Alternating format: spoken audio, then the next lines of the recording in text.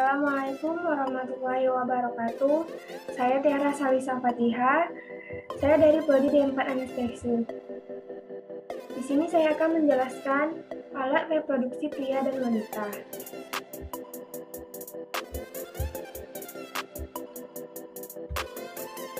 Apa itu sistem reproduksi? Sistem reproduksi atau sistem genital adalah sistem organ seks dalam organisme yang bekerja sama untuk tujuan reproduksi seksual. Banyak zat non-hidup seperti cairan, hormon, dan feromon juga merupakan aksesoris penting untuk sistem reproduksi. Tidak seperti kebanyakan sistem organ, jenis kelamin dari spesies yang telah terdiferensiasi sering memiliki perbedaan yang signifikan.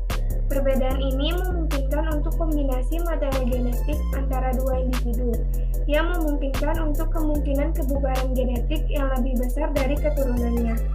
Sistem reproduksi yang melibatkan organ-organ reproduksi pada makhluk hidup digunakan untuk berkembang biak atau melakukan reproduksi dengan tujuan untuk melestarikan jenisnya agar tidak punah. Baik, untuk anatomi dan fisiologi sistem reproduksi wanita.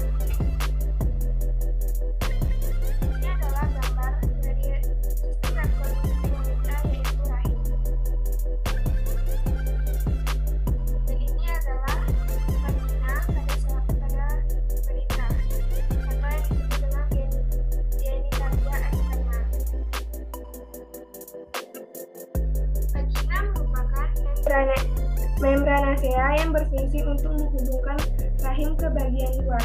Vagina yang sehat memiliki sifat yang asam.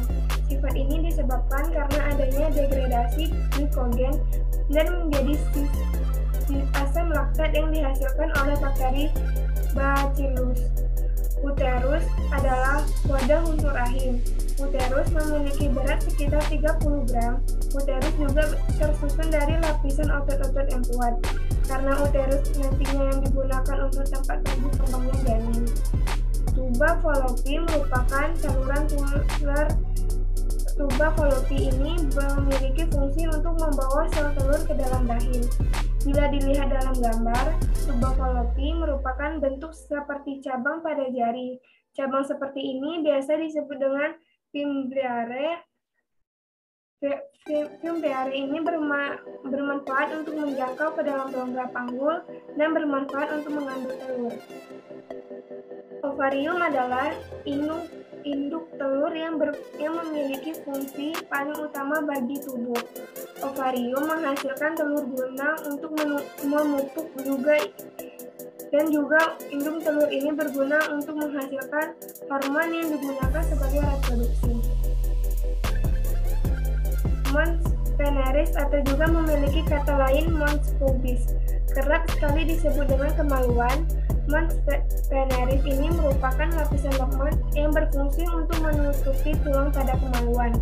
Fungsi mons veneris sebagai perlindungan untuk kemaluan, melindungi tulang dan jaringan yang ada di bagian bawah kemaluan, melindungi kemaluan pada saat melakukan hubungan seksual, sebagai sarana untuk melayani dan mengamankan organ dari bahaya apapun, membantu merangsang dan menambah daya seksualitas pada pasangan, menghasilkan bau yang dapat merangsang seksual. Labia mayora merupakan bagian luar dari kemaluan wanita. Bagian ini berbentuk seperti bibir, tapi agak terlihat lebih lebar. Pada bagian ini terdiri dari jaringan kelenjar, keringat dan juga jaringan lemak. Labia minora ini berfungsi untuk mengatur besar kecilnya seks yang akan dikeluarkan.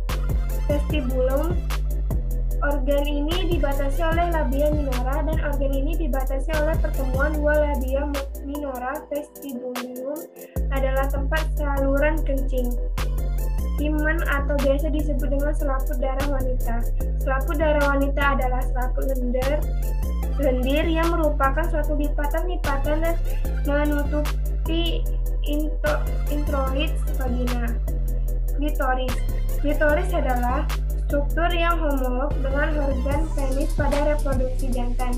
Akan tetapi, karena adanya pengaruh genetik maka pertumbuhan menjadi tidak sempurna serta mengalami rudimeter atau mengecil.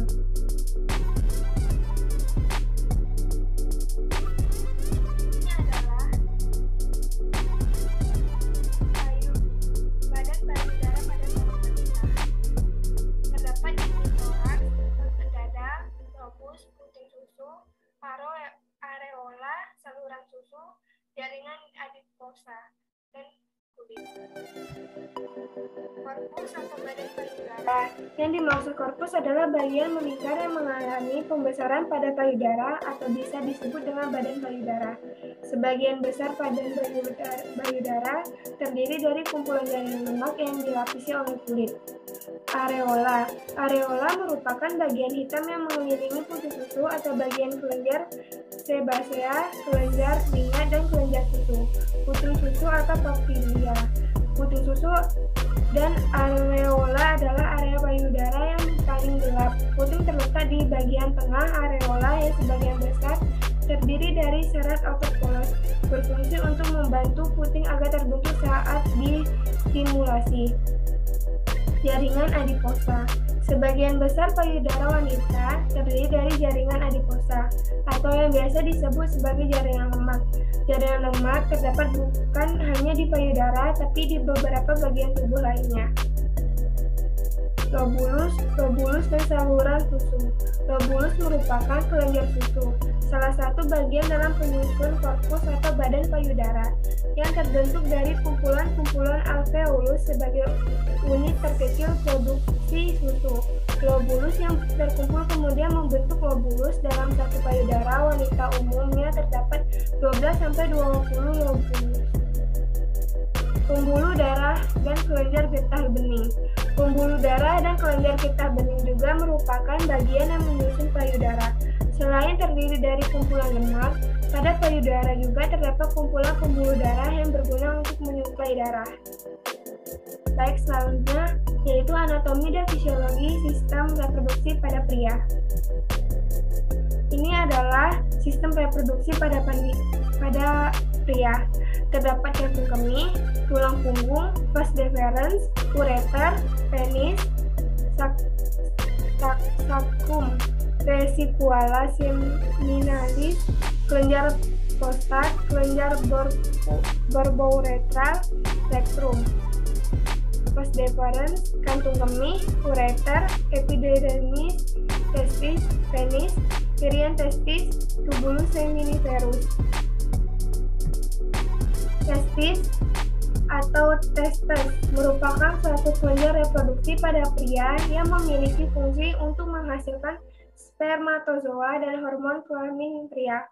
Testis pada pria dewasa normal pada umumnya memiliki panjang sekitar 4-5,5 cm. Organ ini juga dikenal sebagai buah pelir atau buah zakar.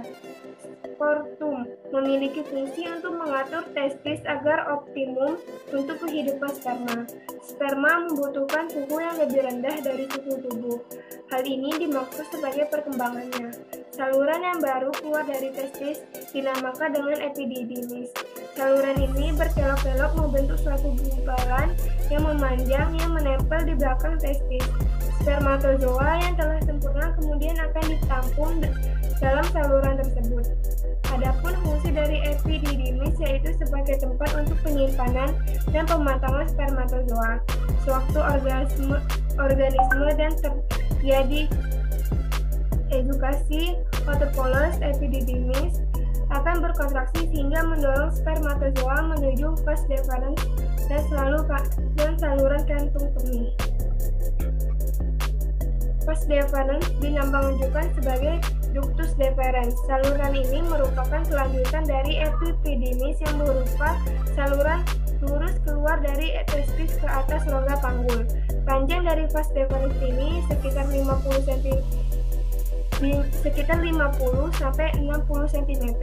Penis atau zakar sebanyak sebuah. Penis ini memiliki fungsi untuk memasukkan sperma ke dalam alat reproduksi wanita atau kopulasi.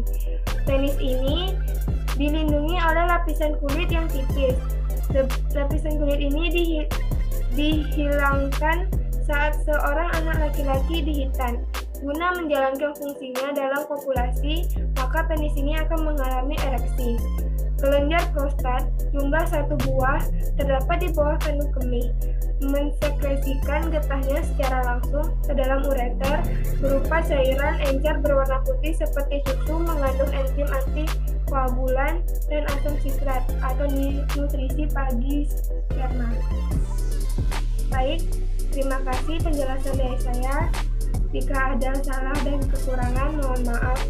Assalamualaikum warahmatullahi wabarakatuh.